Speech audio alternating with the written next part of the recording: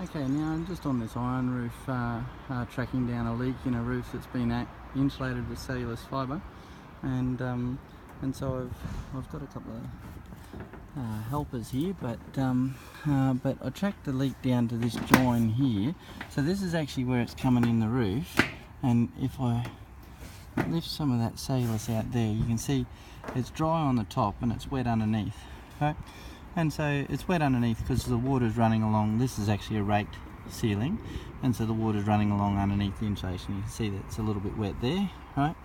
Okay, now that'll just all dry out in a couple of days of being under there, so that's not a problem to leave that there. But the thing we want to do is find the leak. So if I move this away as I go up here, I can feel some damp insulation along there, right? And because the water just runs through the product on the bottom, on the ceiling, until it gets to the bottom. See that there? So it's a bit wet there, right?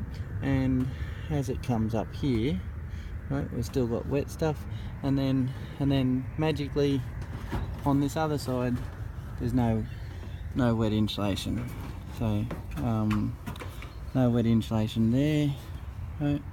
It's all dry, and it's not wet on either side going up, so it's not like it's run along from either side, right?